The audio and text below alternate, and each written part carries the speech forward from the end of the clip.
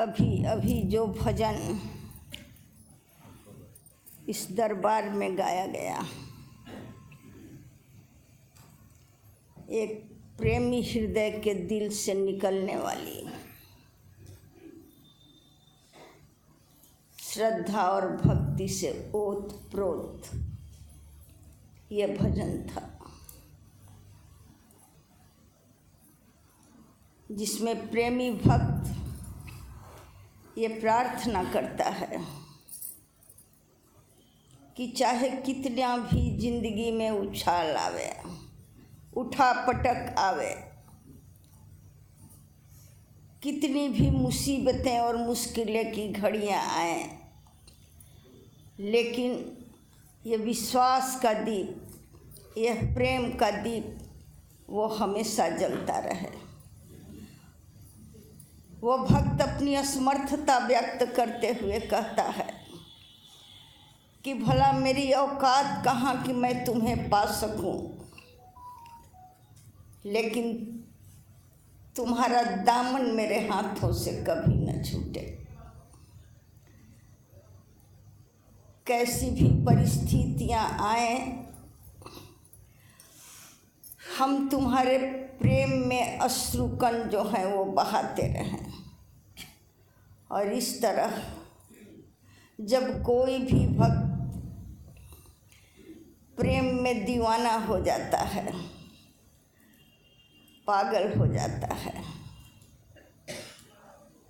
तो गुरु को और ईश्वर को उसके सम्मुख आना ही पड़ता है। एक छोटी सी कहानी इसी प्रेम का दिग्दर्शन कराने के लिए मैं आप लोगों के सामने प्रस्तुत करना चाहती हूँ। संभवतः यह कहानी पहले भी आप मेरे मुंह से सुन चुके होंगे। एक बार हजरत मूसा भ्रमण करते करते एक ऐसे आश्रम पर पहुँचे जो एक फ़कीर का आश्रम था। फ़कीर कहीं घूमने के लिए गया हुआ था, उसका शिष्य वहाँ था। हजरत मोहम्मद साहब ने ये कहा कि आपके गुरु कहाँ गए हैं? तो उस चेले ने कहा कि अभी अभी गए हैं, मैं तुरंत आते ही होंगे।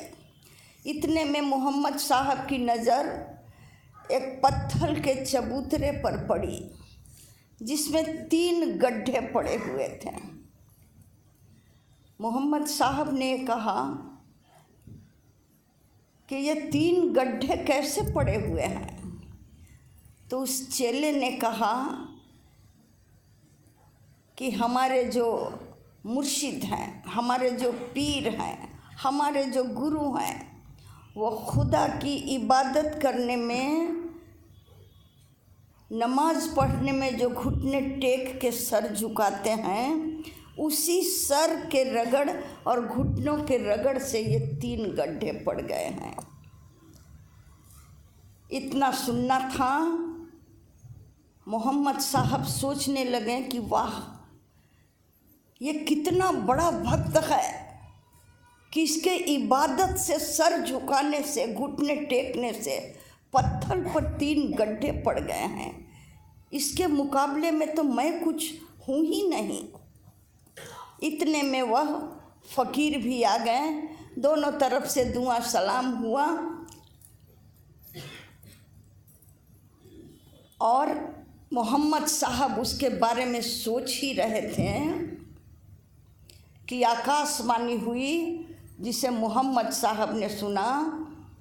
और ये आकाशवाणी थी कि मैं इस फ़कीर से खुश नहीं हूँ।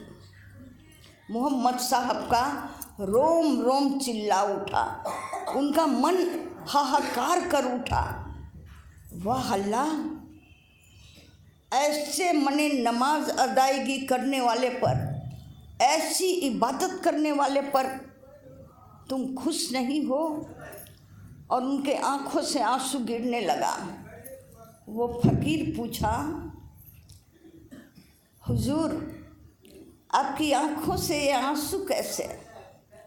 मोहम्मद साहब ने कहा, मैं क्या कहूँ क्या कहूँ उस खुदा को जिसकी आपकी इस नमाज अदायगी पर जो आपसे खुश नहीं है। अभी अभी उन्होंने आकाशवाणी किया और मैं उस आकाशवाणी को सुनकर बहुत बेचैन हो गया हूँ। अब उस फकीर की हालत देखिए, वो मारे खुशी से झूम जाता है और कहता है क्या अल्लाह ने, क्या मेरे खुदा ने वास्तव में ये बातें कही? क्या आपने वास्तव में ये सुना कि वो उसके इबादत से मैं खुश नहीं हूँ? हाँ, मैं अभी अभी सुना हूँ आकाशवाणी कि वो आपके जैसे नमाज अदायगी पर भी वो आपसे खुश नहीं है। वो बंदा फ़कीर नाचने लगा, खुशी से झूमने लगा, बार बार पूछने लगा, वाह मेरे अल्लाह ने क्या सच में से इबादत आपको आकाशवाणी दी है? वाह मैं धन्य हो गया, मैं धन्य हो गया। वो मुझ पे खुश रहे, वो नाराज़ रहे, इसकी मुझे परवाह नहीं। कम से कम मेरे मालिक को पता तो है कि मैं उन्हें याद कर रहा हूँ। और वो नाचे जा रहा था, वो गाया जा रहा था।